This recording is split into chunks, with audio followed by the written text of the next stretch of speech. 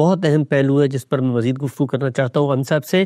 وہ پہلو یہ ہے کہ آج کے زمانے میں جدید پڑھے لکھے فرد کو جب آپ دین پیش کرتے ہیں تو جو سب سے پہلا اعتراض، ابہام، تردد، اشکال اس کی جانب سے سامنے آتا ہے کہ بھئی کون سا دین؟ یہاں پر تو دیکھو ہر شخص اتنا اختلاف کر رہا ہے، اور اسی مقدمے کو الحاد بھی لے سکتا ہے کہ اگر اچھا خدا کا دین ایک تھا تو یہ اتنی ساری باتیں، اتنے اختلافات کیوں آ جاتے ہیں؟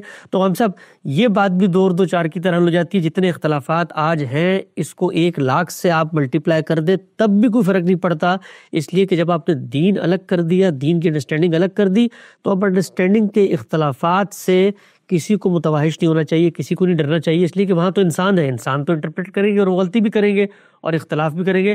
تو ہزاروں تعبیرات ہو جائیں دین کی، تب بھی اس سے کوئی نہیں گھبرائے گا اگر اصل دین اور تعبیر کو الگ کر دیا جائے.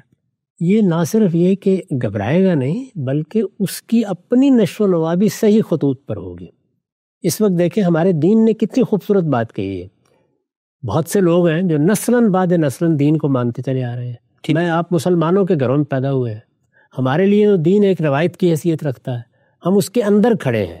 یعنی یہاں اگر کسی شخص کے ذہن میں تردد پیدا ہوگا تو وہ 10 مرتبہ سوچے گا، پھر باہر نکلے گا. نکلے ہیں لوگ بہت سے اس زمانے میں، تو اکثر لوگ ہیں ان کے نام ہی مسلمانوں والے رہ گئے ہوئے ہیں، اصلاً اگر ان سے بات کریں تو وہ الحاد کے علم بردار ہیں. لیکن آپ ذرا یہ دیکھیے کہ دین نے ہمیں جو ہدایت دی کہ تمہیں غیر مسلموں کو جو نہیں مانتے یہ دعوت پہنچانی ہے، اس لیے کہ تو عالمگیر دعوت ہے، قیامت تک کے لیے انسانوں کو اللہ کی ہدایت پہنچنی ہے. تو وہاں ترتیب کیا ہے؟ وہاں یہ بیان کیا گیا کہ جاؤ ذکر بالقرآن من یخاف وعید، تم ان کو قرآن دے دو. تو قرآن مجید ہم دے دیں گے، اس میں بھی انسان ایک حد تک داخل ہوگا، ترجمہ کرے گا اس کا، لیکن کم سے کم مداخلت ہوئی. ٹھیک، ترجمہ ہم نے دے دیا کسی کو، وہ پڑھ رہا ہے، اس کو پڑھنے کے بعد وہ دین کی طرف متوجہ ہوتا ہے. جب متوجہ ہوتا ہے تو اب وہ آپ کے پاس کوئی سوال لے کے آتا ہے.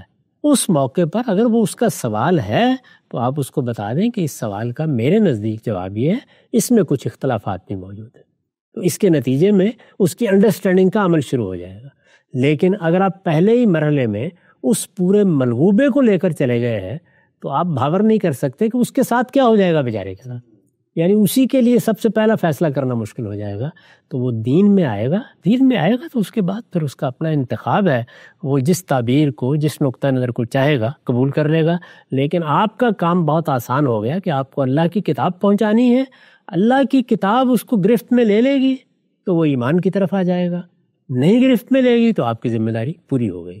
تو ہمارے دین میں چیزوں کو الگ الگ رکھنا یہ ناگزیر تھا، ضروری تھا، بلکہ اس معاملے میں ہمیشہ نگرانی کرتے رہنا چاہیے کہ چیزیں ایک دوسرے کے ساتھ ملے نہیں.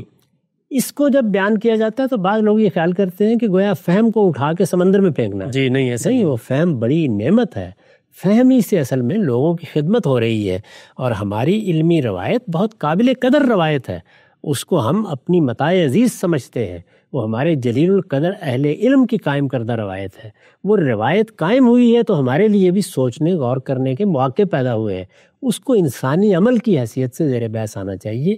وہ آئے گی لیکن الگ عنوان کے تحت، الگ رکھے ہوئے، بالکل متعین، بالکل ممتاز.